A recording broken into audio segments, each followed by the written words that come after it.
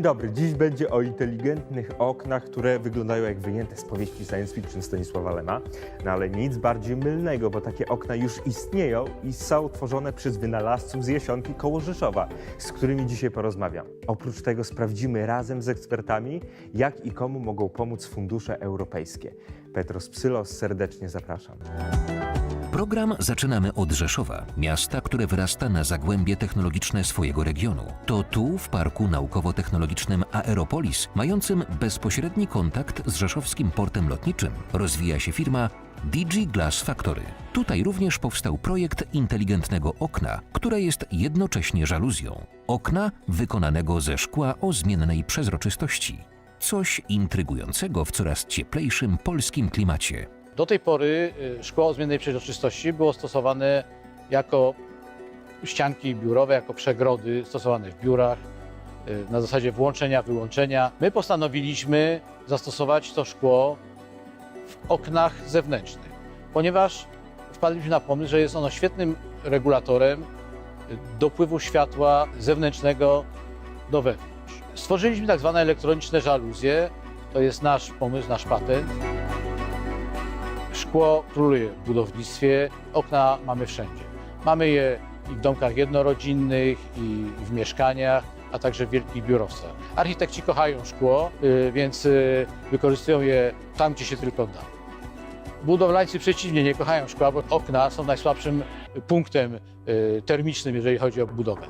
To nasze okno z tym laminatem ma też tę zaletę, że ogranicza uciekanie energii z budynku na zewnątrz, a i odwrotnie chroni pomieszczenie przed nadmiernym nagrzewaniem.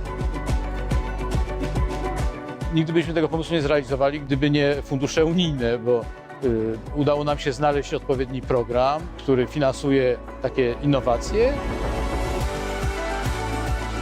Nigdzie nie znaleźliśmy takiego miejsca, gdzie takie warunki by nam stworzono. W Krakowie nie było takiej możliwości. Przypuszczam, że w Warszawie pewnie też.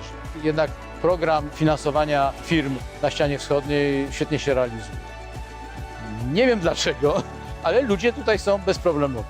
Życie tutaj toczy się co prawda wolniej niż w Krakowie i jeszcze wolniej niż w Warszawie, ale gdziekolwiek idę cokolwiek załatwić, nikt nie stwarza mi żadnych problemów.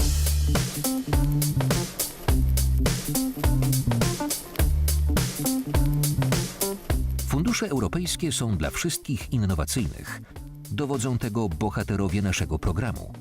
Od wielkiego miłośnika kajaków z Olsztyna, który stworzył pierwsze na świecie kajaki dla dzieci, przez wielbicieli małej architektury krajobrazu z firmy Garden Box, którzy pomagają laikom tworzyć przydomowe ogrody, aż po twórcę dronów, które wspierają policję w odnajdywaniu przyczyny wypadków drogowych. W sumie w programie Gen Innowacyjności pokazaliśmy niemal 20 innowatorów w różnym wieku z różnych stron Polski, którym fundusze europejskie pomogły sfinalizować ich pomysł na biznes. Oni już spełniają swoje marzenia. Teraz czas na Państwa. Za nami już 9 odcinków programu Gen Innowacyjności, gdzie przekonywaliśmy Polaków, że warto korzystać z funduszy europejskich. Czy według Was udało nam się przekonać Polaków? Wydaje mi się, że pokazaliśmy kilka naprawdę bardzo ciekawych projektów i ludzi, którzy odnieśli sukces właśnie dzięki funduszom, zwiększyli skalę swojej działalności, rozszerzyli ją. Chcieliśmy też pokazać, mam nadzieję, że to się udało, że mamy tak naprawdę ofertę na każdym etapie działalności firmy, na każdym etapie wdrażania pomysłu, od momentu najwcześniejszego, kiedy jest się startupem albo kiedy dopiero myśli się o jakimś nowym produkcie czy nowej technologii. Można ją zbadać, można dostać dofinansowanie na to, żeby wprowadzić ją na rynek, a potem na to, żeby wyjść na rynki międzynarodowe i żeby rozwinąć swoją działalność na skalę globalną. Fundusze europejskie pomagały i pomagają osobom w różnym wieku. Chyba nie ma żadnych obostrzeń, jeżeli chodzi o wiek. W programie pokazaliśmy bardzo młode osoby, na przykład 23-latka, który otrzymał ponad 800 000 złotych.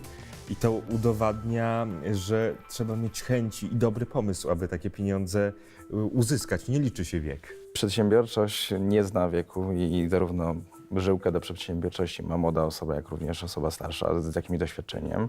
Pokazaliście Państwo tak naprawdę ludzi, którzy od dłuższego czasu przygotowywali się do aplikowania o te środki i nie odkładali tego aplikowania na jutro. Tym projektem żyli, weryfikowali zapotrzebowanie rynku, jak również od strony technicznej i modeli biznesowych byli doskonale przygotowani, dlatego pozyskali taką wysoką dotację.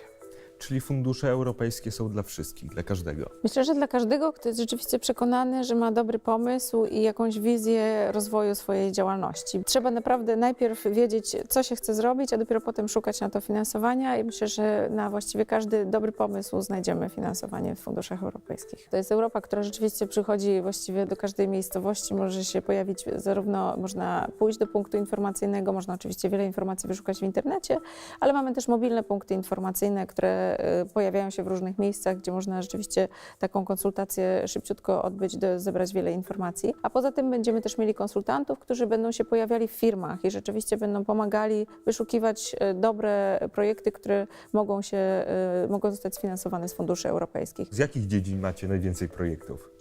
Z dziedzin, które wymagają jak największych zasobów. To są dziedziny związane z tak zwanymi specjalizacjami inteligentnymi, które zostały przyjęte w dokumentach województw, jak również krajowych. I to w większości są branże związane z medycyną, z biotechnologią oraz z informatyką i pochodnymi informatyki. Jak mogę sprawdzić, czy punkt informacyjny jest w moim mieście? Najlepiej wejść na stronę funduszeuropejskiego.pl. Tam jest wyszukiwarka punktów. Możemy sobie wybrać województwo, zobaczyć, gdzie w moim regionie, w których miastach są punkty informacyjne. To jest bardzo, bardzo proste. Bardzo przydatna rzecz, bo mamy kontakt z drugim człowiekiem i możemy wypytać o niezbędne informacje, jak chcemy ubiegać się o dotacje. Sam dokument może nam wiele powiedzieć, natomiast on wszystkiego nie ma tam wszystkich informacji takich, jak to w praktyce wygląda. To jest początek, tak? Czyli gdzie możemy się skierować. Później, jak już znajdziemy coś dla siebie, też jest bardzo ważne, żeby mieć informacje, co dokładnie trzeba zrobić, jak wypełnić wniosek, jakie dokumenty złożyć, żeby można było otrzymać takie dofinansowanie. A na jakie programy nasi widzowie powinni zwrócić szczególną uwagę? Myślę, że w szczególności na platformy startowe w Polsce Wschodniej, jeżeli nasi widzowie rozważają założenie firmy w jednym z 5 wschodnich województw. Platformy startowe to jest program, który umożliwia osobie, która ma pomysł na innowacyjny biznes, założyć firmę, dojść do tego, co chce sprzedawać, w jaki sposób to zrobić.